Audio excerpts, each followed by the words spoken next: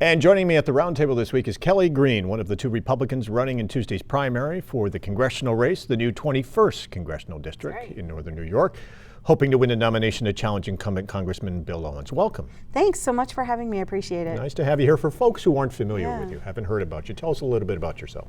Well, I'm originally from Oswego, New York, born and raised. I'm 44, single, never married, no kids, and would like to be married and have kids, just haven't had that opportunity yet. And I have a bachelor's degree from Syracuse University in logistics management, an MBA from RIT, Rochester Institute of Technology, it's just easier to say RIT, in international business. And I just completed a master's in theology, which is ministry, last week actually. Graduated from Fuller Theological Seminary. I was at the Phoenix, Arizona campus where I had lived for several years prior to moving back home last fall, but they're based in Pasadena, California. So I'm a woman of diverse interests, and I happen to be a NASCAR fan. So if anybody's a NASCAR fan, I challenge them in any league. I bet I would win. And do you dare say which driver? It could be a dangerous political move, but I do actually like Tony Stewart. He is my driver, but I love the sport. I'm a huge NASCAR fan. Try to go to at least 1 or 2 races every year. This year might be a little difficult, but it is something that I'm very passionate about, thanks to my father. And if you win the nomination, you'll have to paint Tony Stewart's car Kellie Greene for Congress. There, but I think that probably costs a lot more money than we have. So.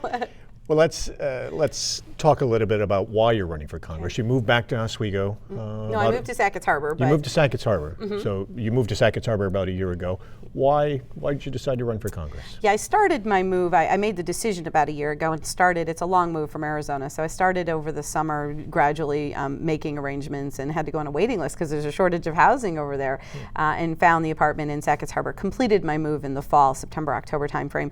My mom is still in Oswego. But I'm living in Sackett's, and really, you know, I was active in Republican politics for 8 years or so in Arizona, very active, and active with groups such as the Tea Party. But really, as a Republican, just active in general. Worked on several campaigns. And really had watched this race when it was the 23rd district over the last couple of cycles with a lot of interest because it was my home district, and moved home and wasn't seeing anybody else jump into the race. And I myself wasn't really in love with either one of the candidates as my choice, and I thought somebody else needed to run. Maybe this was my time. And frankly, I'm just tired of yelling at my television set. I've been doing that, it seems, more and more over the last couple of years at both Republicans and Democrats. Just Congress as a whole isn't getting the job done for us. And it's time for real change, for somebody who's going to go and represent the people instead of just being in the back pocket of lobbyists or the party system, somebody who's representing us, and I really feel that I can do that. So that's why I'm running. So what sets you apart from your primary opponent, Matt Doheny, and then if you win the primary, Bill Owens, current congressman? Well, you know, Matt Doheny ran last time in 2010, and he ran as a moderate. Even the media reported that he was a good moderate who failed to be pulled to the right by Mr. Hoffman, if you remember, he was in the race. I am a conservative, so I'm far more to the right than Mr. Doheny is. Now, this time he says he's a conservative, but again, I think if you go back and you look at his track record of the things that he's said over the media, and a quick Google search will do that, you'll find that he has been more moderate, and I don't see a big difference between he and Mr. Owens, frankly. Whereas again, I'm more decidedly conservative than I think both of them. So that I think is the biggest difference. But honestly, I am a Main Street kind of girl. Grew up obviously in the area. I, you know, have been hit especially hard by the economy. Last year, really, really hard, and the year before. So I understand what so many of our citizens in our district and the country are going through with high unemployment, lower income, some people who are underemployed and have to take jobs even, you know, at grocery stores and other places.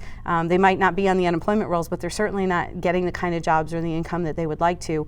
And we've got rising gas prices and rising food prices, and you know, I'm right there with them. So I'm a Main Street kind of girl, and with all due respect to Mr. Doheny, I do see him as a Wall Street person. He had spent a lot of time on Wall Street, and he's certainly a little bit more wealthy than the average citizen, and he's getting most of his donations from Wall Street in Washington. I'm not. I'm running for the people of our district, and that's where the majority of, almost all of my donations have come from within the district, except for 6 that are from family and friends. So I am truly different in that capacity, that I am the Main Street kind of girl as opposed to the Wall Street kind of girl. You say you're more conservative than he is, and that he's not conservative enough. What are some of the examples where he's not conservative enough in your view for Republicans and for the Northern New York district? It's not everybody's top issue, but I like to get it out of the way. I'm pro-life, and he has said that he's pro-choice, even though he would vote for the pro-life agenda. To me, that's more of a pandering answer because he is obviously pro-choice. But it is not everybody's issue, and I would argue it's probably not when we look at the biggest issues facing the country. All I've heard him talk about in terms of our reform and how do we get our job situation back is what I hear from every Republican, tax reform and regulatory reform. And I fully support both of those, but I haven't heard any real answers or real solutions. I've been talking about what we already have in our district, such as the Port of Ogdensburg and our existing rail infrastructure, and how we can enhance what's here to attract businesses back to our area. And I think that that's more of a comprehensive plan that, if you want, I will go into detail in a few moments, but I think that we've got plans here in my side of the table that he doesn't have in terms of how we bring real job growth, which is what we need in this district. He's all for expanding guest worker permits. We have in some parts of our district over 12% unemployment rate. I'm not willing to accept that we need to bring in guest workers when we have such a high unemployment rate, and we need to get jobs for our people. I realize our farmers want that, but I think that these people need to be able to get those jobs first. And when farmers tell me that Americans won't take those jobs, I always ask the question why, because these are the same Americans who are working on hot asphalt projects in the construction industry that I would not want to do in the middle of the summer with our high humidity, and doing all kinds of construction jobs, and they are going to Walmart and doing things like that. So I don't believe that they won't take the job. I think we have to ascertain why they won't take the job. Is it money? What do we need to do to truly help farmers to be able to afford to pay these people the wages that they're seeking, such as tax reform and regulatory reform? But I'm really not a supporter of expanding our guest worker permit when I think that there's other ways to do this so that we can give those jobs to Americans. So those are just some of the ways. I'm also for a flat tax, not a flatter tax, which is what Paul Ryan has proposed, even though I think that's a really great step. And Mr. Doheny has said that he's for the flatter tax. But you know what? I just want to get rid of the IRS. They cost us billions of dollars, and let's get rid of the IRS. Let's go to a straight flat tax. No more forms on April 15th. No more running to the post office and trying to find all your deductions, and no loopholes for the rich. It's a flat tax. We are all paying whatever that rate is. And then, businesses will also be able to budget their money because we're all going to pay less. It would amount to a tax reduction for all of us. Most of us are paying 20-25% if you look at your pay stubs. Most estimates on a flat tax are somewhere between 7 and 9%. So it's a significant reduction, and that's something that I think is a difference between me and Mr. Doheny. Sounds as if the jobs in the economy are the top priorities for you, issues number one. Yes, and I think it should be. When we think about where we are right now, most of the Americans would tell you that that's their top priority. I know it is for me. I've even looked out in line to see what kind of jobs are out there because we don't know what's going to happen with me, and there's nothing. There's no jobs out there, and it's a little bit disconcerting, and I can see the frustration in my friends. So that, I think, is the number one issue for all Americans. The number two issue, or real close to number one, is our debt and our deficit. We have got to get our fiscal house in order. We cannot continue to raise the debt ceiling. I will absolutely not support that. I will vote no. We've got too much low-hanging fruit. 479 government agencies at last count, which means it's probably more like 500 by now. I mean, those agencies need to be cut and go away. Many of them we shouldn't be in business of doing. The government is supposed to be limited and specific, and we need to go back to what that limited and specific purpose is and focus on the things that the government should be doing and get out of the way and let business do business. And I think that we have to start focusing on our debt and our deficit. The unfunded mandates of Social Security, Medicare, and Medicaid, we have to fix this. This do-nothing approach that Congress has taken year after year after year, it's frustrating. And all it's doing is causing more anxiety for people in our senior citizen pool because they hear the talk on the media that, listen, we've got these unfunded mandates and we've got all these problems and we can't pay for it.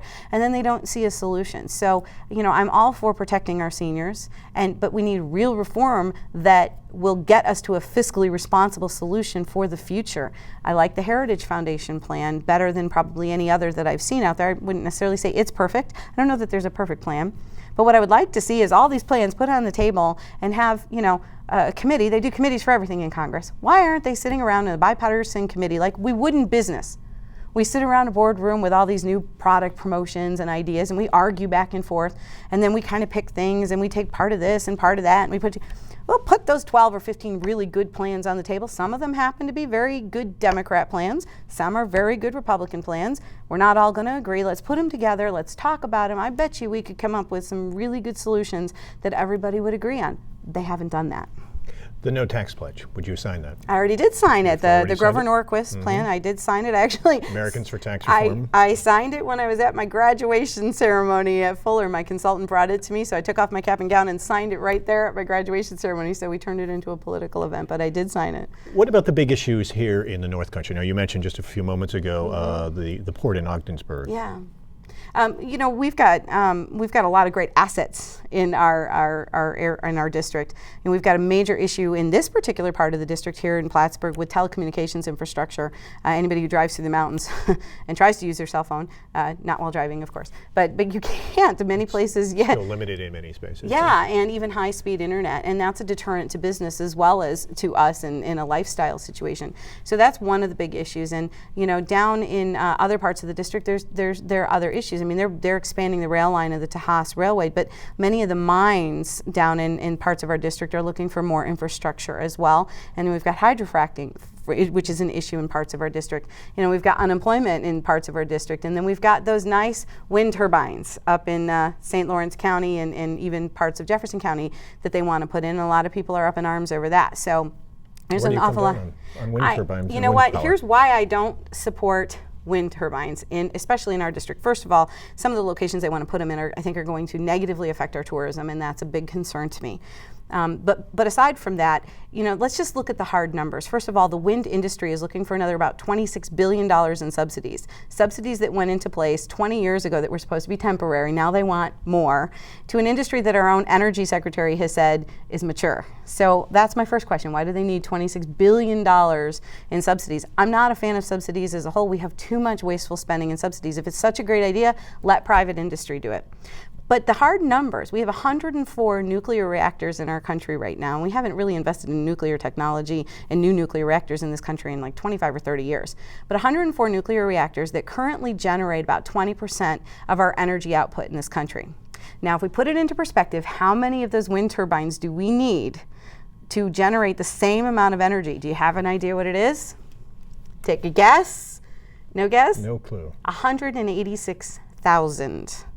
And they take up far more space. They'll take up the space about the size of West Virginia. So if West Virginia wants to get rid of their state, I say, go for it. We'll put them all down there and we'll get 20% of our energy output. But I think most people don't realize the exorbitant number we need to generate the same amount that 104 nuclear reactors are taking, and how much more space they take versus 1 square mile per reactor, roughly. Obviously, there's already nuclear reactors in the Oswego area, and talk about expansion there and possibly in Messina. Adding more capabilities there. Messina's interested in doing it. After Japan, though, are you worried that you're going to run into such opposition? There's already talk about closing the plants downstate along the Hudson.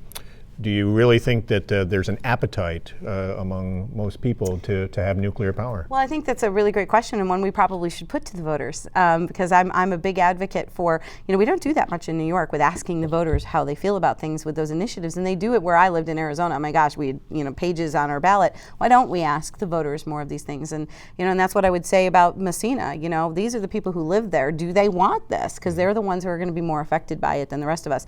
Now, I lived in Japan. I don't know if you knew that, and so I actually had some friends who were greatly affected by what happened there, so it was a huge tragedy. But I think nuclear has proven over time that it is generally safe, and what we hear about is, you know, 3 Mile Island and Chernobyl, and we get this fear put into us, but when we look at other forms of energy, it is generally pretty clean and pretty safe, and I think that we have to use those sound measures to make sure that it is. Now, I grew up in Oswego near 3 nuclear reactors. I've joked for years that I glow in the dark, which of course is not true, and we haven't had any issues there. So, you know, I think what it's also done, and people need to realize this, you know, it's really the biggest employer in the Oswego area. And if you look at Oswego County across the state, it's one of the only counties that actually has money in their county budget. They actually have a profit, if you will, because of all the tax revenue that brings in. So it has other advantages besides just our energy output and clean and cost efficient. So I think we'd have to ask the voters what they think of it, but I certainly would be more supportive of looking at that than I would say wind, simply because, I think wind, they want too much money, and again, they only last for about 25 years. Nobody's talked about how do we get rid of these things, and how much money it's going to cost to replace them and take them down, or do they actually become an environmental hazard when they start rusting and become an issue? And they also kill almost 300,000 birds a year, some of them bald eagles and other things. So, I think we look at this as a clean technology, but there are other alternatives out there that I think are just as good and don't require as much time and money. So if it's such a great idea, then let the private industry do it.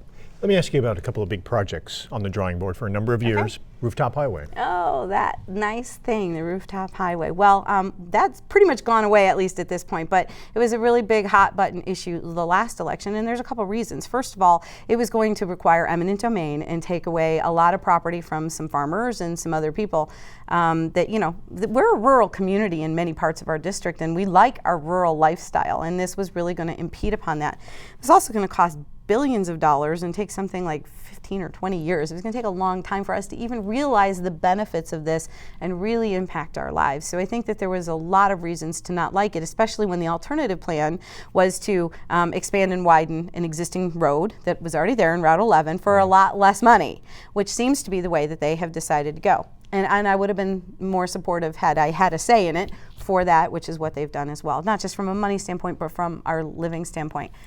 So I wouldn't support that at this juncture because, again, that port, let's think about a company. You locate a company in northern New York and you want to be able to move your product.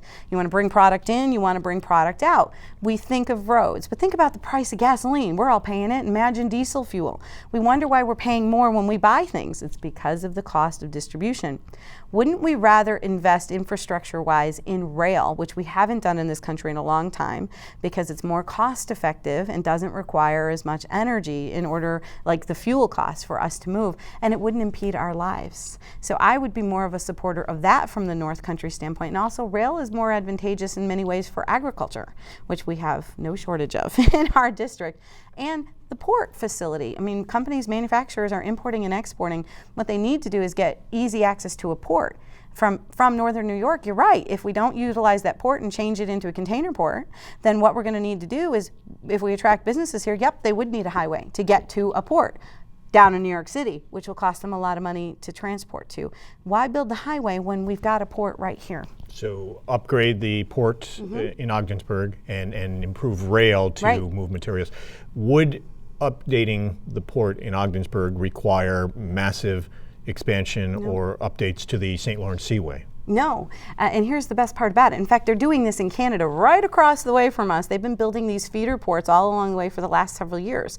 What we can get up and down the lock system right now is a smaller vessel. It's about a 200 container ship. We call them feeder vessels, would go up to the port of Montreal, and from there. Now, Montreal has a free trade zone, and Ogdensburg was just listed as a free trade zone back in February. So it's perfect for us for the free flow of goods. They already have a deep water port. They already have the space. The only thing they need is a crane, really, to make this happen. And the rail infrastructure needs to be updated a little bit because it's really not as good as it should be because they really haven't done much with it in a long time. The biggest challenge would be getting a ship to actually call this as a regular port. So that's something we would need to work on because ships don't want to come if there's no freight, but companies don't want to come if there's no service. So is that something that we can overcome? Absolutely, because that's not as big as building a port from ground up. We're talking probably about $10 million to get it up and running. From a federal government standpoint, really, look how much they waste on really stupid projects. Think about how much that rooftop highway was going to cost. Now imagine $10 million if one company located in our area with even 100 jobs, in a year or two, that money would be paid back in tax revenue. That's the kind of investment we need, where we're going to get a return on our investment and get it up and running to really attract jobs in the short term. Highways don't do that. They take 15 or 20 years to be realized and to bring in the jobs. We need jobs now. We don't need them in 15 or 20 years. We'd like them then too, but what we need is now, and that rail infrastructure and that port infrastructure for the port specifically, for a relatively small amount of money, we can get that thing up and running and probably get some businesses in here. Think about Great Lakes cruises too. Okay, they do them in Michigan.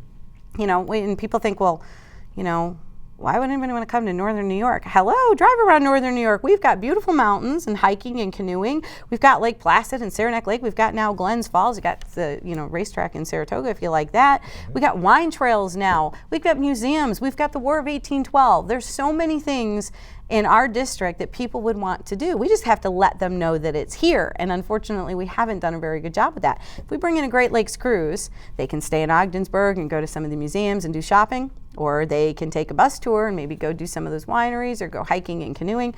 It's limitless. It could benefit our entire district from a tourism standpoint. So it's not just freight we're talking about. We have opportunities to really benefit our entire district on the tourism side as well.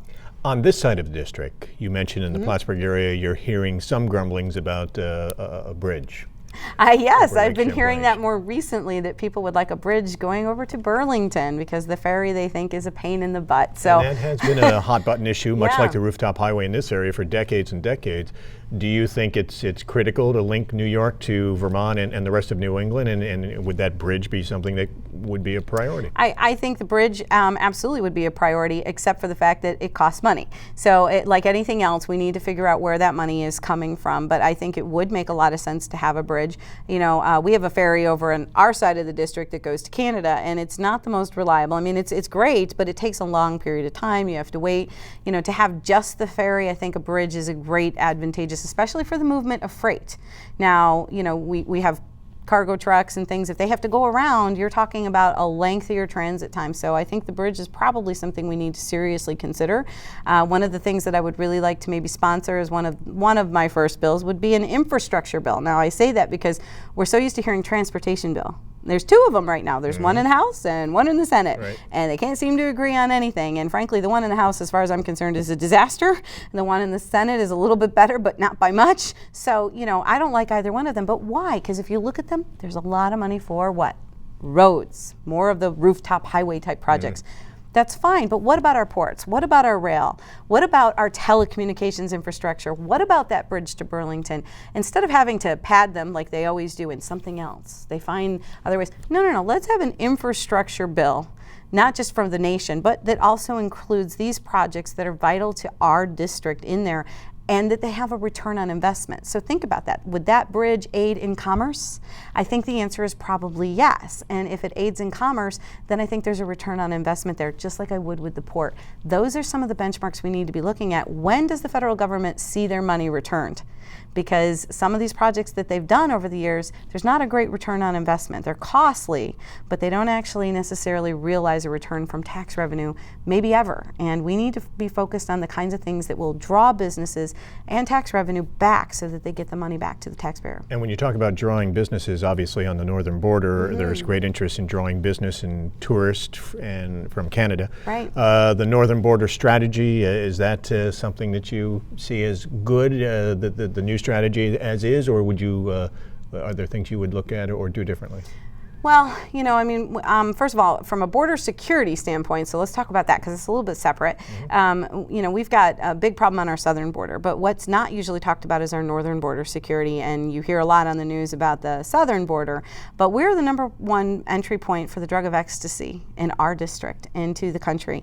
And there's all other things that are moving across the border that shouldn't be, both in terms of people and illegal cigarette trafficking and even arms trafficking. People don't realize that, but there's arms even moving into Canada from the United States, and Canada's been a little bit concerned about that as well. So I think we have to look at a comprehensive border security plan that doesn't impede tourism and industry. And I would love to tell you I have the 10-point bullet point plan, but I don't. But the reality is that when those southern states and some of the people that I know that are running from Arizona, one of their first agenda items is going to be to get that comprehensive border security because they really need that. But my concern is that any comprehensive border security does not exclude the northern border, especially if we're talking about taxpayer money as a whole. I want to make sure that that plan includes our area and our distinct needs, because we're not going to be building a fence here. That would probably not help our tourism. We need to be working with Canada on the northern border. A lot of people don't like NAFTA, and of course I work in global trade. I think there's both advantages and disadvantages to NAFTA. That would be a much longer conversation, by the way. But I think we do have a lot of opportunities there to share in terms of business and cross-border movement. And I think, again, using the port and rail, we could benefit both sides of the border with our industry and manufacturing. And I think we really need to look at how do we enhance that relationship, because it is pretty good now. In shipping, I will often move things across Canada by rail and bring them into the United States because it's easier and less congestion than using the West Coast ports of the United States. So there's already a good partnership between the two countries, and I think we really need to look at how we expand that to bring jobs to our area and benefit us. And I think there's a lot of good plans on the table, but certainly can always be improved. Primary day is Tuesday. I know, I can't believe It's it. the first few days of summer. How do you get voters interested into the polls? Well, that's always a challenge. It doesn't matter what time of year it is, trying to get voters to the polls. I think so many people are a little bit sideswiped. They don't realize that there is a primary, and we have been battling that. We've been meeting a lot of people that don't know that. They're like, what do you mean? Didn't we just have the presidential primary? So they're a little bit confused. And so we're really relying on the media to get the word out very much. And we're going out there to a lot of festivals, and we've got people who are camped out on street corners. That sounds bad, I know, but I've got them with their sign waves, like they do for car washes. Sure. And in big parts of the district, like in Watertown, they're with big signs that say primary June 26th, and setting up tables at places like Walmart's and where they'll let us do it and telling people there's primary. And so I think that's really where we're focused right now, in email blasts and using technology. That is always the challenge, to get people to the polls. It is a tough time with so many high school graduations and a lot of people starting their summer vacations. A lot of people are going to be out of town. So I think that's it's not the best time for a primary, and I think we can thank the federal judge for that. But I would really have preferred to have seen it not quite this week. At a better time, maybe a week or two ago would have been better. Does it change how you campaign? Do you go after the more hardcore Republican conservative voters who are more likely to be motivated to get to the polls? Yeah, that's the best strategy, is to go after the people that have a history of voting in primaries and voting record overall. Sometimes that's not as easy to do, especially when you're on a tight budget like we are. So we're really going out to where the people are in the festivals and to core groups like the Tea Party groups, and to some of those, because they also have lists and they know how to reach out to the people who are more likely to vote. So that's one of the things that we've been focused on. And yes, we do need to reach out to those that we think might be more inclined to go, but even some of them are going on vacation, I'm told. So it's interesting. We just need to get people more engaged overall. I think it's pretty sad that we have such low voter turnout in this country, and and what I hear from people is that, it never changes. And that's really why I'm running. I'm running so that, no, it can change, but it took me stepping out of my comfort zone and getting off my couch to run for something, that it takes other people to stand up with me and actually be willing to go to the polls and pull a lever and say, yes, we really are voting for change. So I would ask everybody, you know what, I know what you're thinking because I've been there, but just get out. It takes 5 minutes, because this is also the Senate primary for the United States Senate. Right. And there's 3 candidates running on the Republican side, so I'm sure they're just as concerned as the rest of us for getting the vote out. So I would really encourage the Republicans, because I'm on the Republican ticket, that to go out and vote. It will take you 5 minutes, and really step up and fight for your principles and your values. The new 21st district Yes. has about 40% new territory, new voters. Yeah. They tend to lean Republican, which is obviously good for you. But does that give you more of an equal playing field against Mr. Doheny, who has run twice against Congressman Owens and against the congressman himself, because they have name recognition from their first 2 races. Does this help you to have so many new voters? It sort of puts you on an equal playing field? I think it does, and I've already noticed that by being down in that area. It's interesting because they're really feeling all 3 of us out. Even the Republicans, they're giving the Democrat a fair look in Mr. Owens. They want to know, who are these people? We're being absorbed into this district. Who's the current incumbent? Who is this Matt Doheny, and who's Kellie Greene? And so they're really kind of putting us all, I think, through our paces, but it does even the playing field. So they're making their tough decisions because they've had a very limited window. The rest of the district knows those 2 a lot better than they know me, but even I've had about 6 months now for some parts of this district to try and get out there. So yeah, I think it's definitely going to be that might be the part of the district that makes the difference, because we don't really know where they stand and where they're going to vote. So I think this could be a really interesting, not just the primary, but I think it could be really interesting in November. You would like to debate Mr. Doheny, and Yes. in the closing days, we're taping this midweek. You're hopeful that by this weekend that Republican, Young Republicans Club in Watertown, Jefferson County, will step forward and host a debate. You want to debate Matt Doheny. Oh yes, I want to debate Matt Doheny very, very badly. I think that it's the best opportunity for the people of our district, because it is 12 counties now, all are part of 12 counties, to get to see the two candidates side by side so that they can make an informed decision. And frankly, it's also good marketing to make sure that they realize, oh geez, there's a debate, there must be a primary coming. So for those people who aren't aware that there's a primary, I think it will open their eyes pretty quickly. So yeah, I think that it's just a really good opportunity for them to hear from both of us and make an informed decision. You know, they can read newspaper articles on one topic at a time, like, oh, here's where they stand on, you know, fiscal reform or tax reform. But the average person isn't reading every day all of these articles to see where we stand on the issues that might be most important to them. This is, you know, however long, hour and a half, they will get to hear from both of us on a variety of issues, and I think it's just a fantastic opportunity. We expect it in the presidential debate. Why not in ours? You challenged Mr. Doheny to the debate 2-3 weeks ago, and then there was sort of this time period where it wasn't really clear where it would be held, who would host it.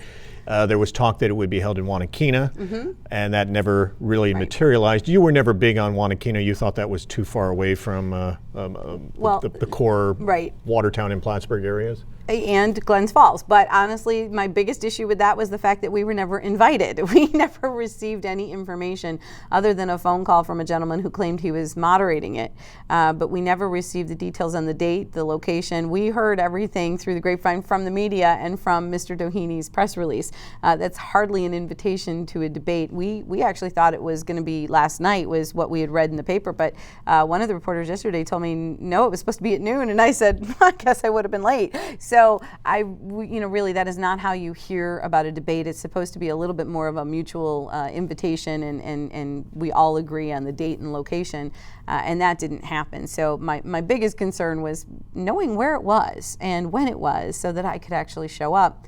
And then I really thought that, you know, the whole point of the debate, any debate, is so that the people, we the people, get an opportunity to see the candidate. In Wanakena, as beautiful as it is, isn't exactly a big location. There's not a lot of media coverage there, and we weren't convinced that there was going to be a lot of media that would be able to come. Without that coverage around the district with all 12 counties, we would have been depriving a lot of the voters from the opportunity to really witness this one debate. So we had said, you know, we'll go, but this isn't the debate that we challenged him to, because we want to make sure that all the people of the district have an opportunity, and we never really heard from them. So as far as I know, it didn't happen. If it did, I'm sure Mr. Doheny was by himself. If you lose the primary, I won't. No, I'm kidding. We'll throw it out there. If you do, Mr. Doheny has sewn up the Conservative and Independence Party nominations. Would you consider running as an independent or stage a write-in campaign? That's been an issue that for the Republicans the past two times, many people believe have cost the Republicans this seat. I am not running as an independent. I will emphatically say that. For me, it's all or nothing. I'm not going to stage a write-in candidacy. I can't stop people from doing crazy things. If they want to write in Mickey Mouse, they can write in whoever they want. But I absolutely won't be doing anything of the sort. I will be, you know, respecting the will of the voters. I got into this to run for the people, and whatever their decision is on Tuesday, I'm going to respect. And that's the end of it for this. Now, that doesn't mean I won't run in the future, either for this or for something else. But again, that's a decision that's still left to be made somewhere down the line. But no, I'm running as a Republican, and it's win, lose, or draw. I'm not running as an independent. Kellie Greene, thank you very much for taking the time to stop by and talk to us. Thanks so much for having me. I appreciate it.